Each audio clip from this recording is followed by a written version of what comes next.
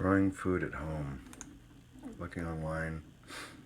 Can I grow food at home? How to grow all the food you need. Homesteading.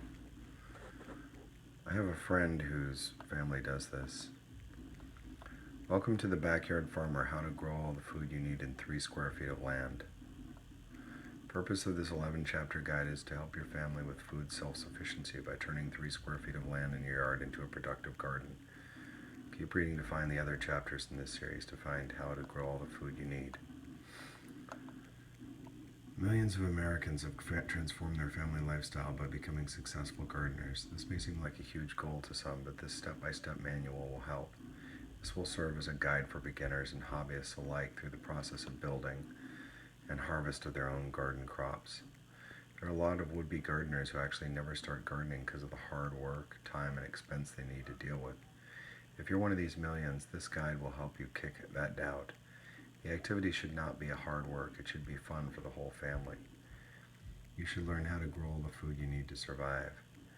Here you are introduced to square foot gardening, which became popular back in 1981 and revolutionized the way people in America garden. The idea is to plant more in a concentrated space. Many gardeners were dissatisfied with the traditional single-row garden, a technique many gardeners were familiar with. But there are lots of issues with single-row gardening. It takes up far too much space and sometimes doesn't yield too much produce. In single-row gardening, gardeners spread both enriched soil and fertilized soil over the entire garden in a wasteful manner when plants are only in tiny rows. Of course, there is the watering of such space, another wasteful endeavor, especially if one is living in a western state.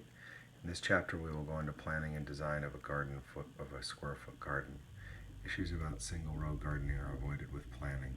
The size, location, and design are considered when planning your garden.